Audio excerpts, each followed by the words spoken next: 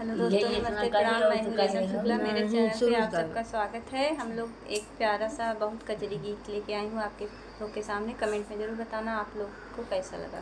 Hello दोस्त, नमस्ते, प्रणाम। मैं पूनम शुक्ला अपने यूट्यूब चैनल पे आप सभी का स्वागत करती हूँ। आज हम लोग एक फिर से बहुत ही प्यारा सा कजरी गीत लेके आए हैं बहुत दिनों के बाद।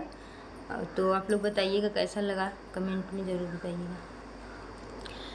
अपना गए पिया पूर्व भूगे देशवा जिया के गए ना, एक पड़ला सुगनवा जिया के गए ना, एक पड़ला सुगनवा जिया के गए ना, खाई के मांगई सुगना दूध भात कटोरिया, पियई के मांगई ना, हमारे हरि के गिलसिया, पियई के मांगई ना, हमारे हरि के गिलसिया, पियई के मांगई ना,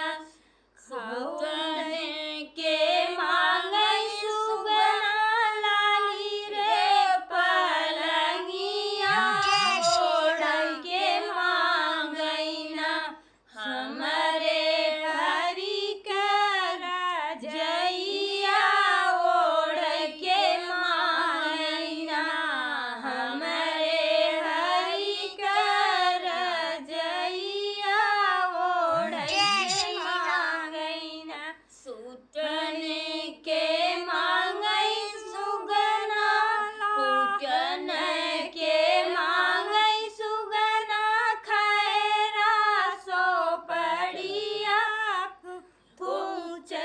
थूकै के मांगई ना, हरि की चरनिया, थूकै के मांगई ना, हमारे हरि पीछदनिया, थूकै के मांगई ना, केसरी सिला गई सुगना, पटकी मिरोवते दूसरी ऋषिना, हमारे हरि का सुगनवा दूसरी ऋषिना, हमारे हरि का सुगनवा दूसरी ऋषिना, अपना गए पिया पूर्व के देशवा जिया के गए ना,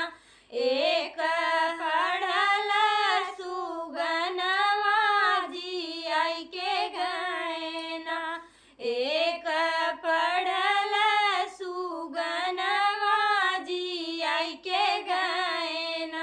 हेलो दोस्तों, जैसा लगे कमेंट में ज़रूर बताना। फुल वॉच करके फ्रेंड जैसा लगेगा कमेंट में ज़रूर बताइएगा। कजरी गीत कैसा लगा हमारा। सभी को राधे राधे।